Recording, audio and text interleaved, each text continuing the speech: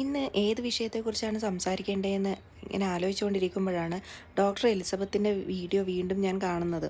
അതായത് ഇന്ന് അവർ പോസ്റ്റ് ചെയ്ത ആ വീഡിയോ. ഡോക്ടർ എലിസബത്ത് ഇപ്പോൾ വീഡിയോ ചെയ്യാനുള്ള കാരണം എന്താണെന്ന് വെച്ച് കഴിഞ്ഞാൽ അവർക്ക് നിരന്തരം അവർ ഏത് വീഡിയോ ഇട്ടാലും അവർ day in my life video ഒക്കെ ഇട്ട് കഴിഞ്ഞാലും അതിനകത്ത് ഒരുപാട് നെഗറ്റീവ് കമൻസും ഒരു പർട്ടിക്കുലർ ഐഡിയയിൽ നിന്നാണ് കൂടുതൽ ഈ നെഗറ്റീവ് കമൻസ് വന്നുകൊണ്ടിരിക്കുന്നത്. അതായത് കസ്തൂരി എന്ന് പറയുന്ന ഒരു ഐഡിയയിൽ നിന്ന് ഒരു ഫേക്ക് നെയിം ആക്കാനാണ് വഴി. അതിൽ നിന്നാണ് ഒരുപാട് നെഗറ്റീവ് കമൻസ് വരുന്നത്. അവർക്കുള്ള മറുപടിയായിട്ടാണ് അവർ ഈ വീഡിയോ ചെയ്തിരിക്കുന്നത്.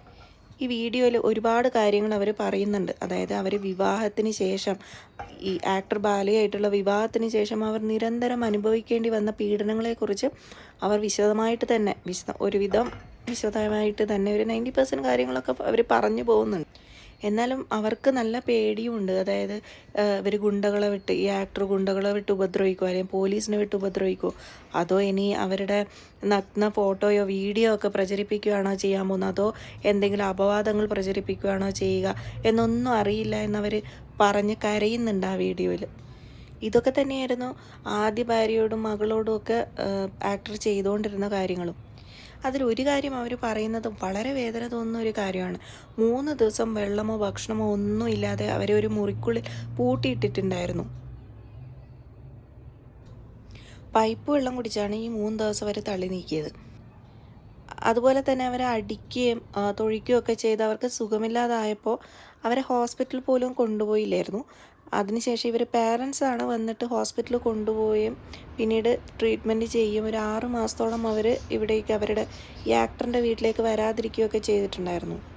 നേരെ മറിച്ച് ഈ ആക്ടറിന് ഈ കരൾ സംബന്ധമായ അസുഖം വന്നപ്പോൾ ഹോസ്പിറ്റലിൽ കൊണ്ടുപോവുകയും തുടർന്ന് ഈ ഡോക്യുമെൻറ്റ്സിലൊക്കെ സൈൻ ചെയ്യും. അത് മാത്രമല്ല അതിന് ശേഷമുള്ള എല്ലാ കാര്യങ്ങളും ഉറക്കമില്ലാതെ ഉറക്കമൊഴിച്ചും പിന്നെ മലമൂത്രം എല്ലാം ക്ലീൻ ചെയ്തും എല്ലാം അവരെ നോക്കിയത് ഡോക്ടർ എലിസബത്താണ്.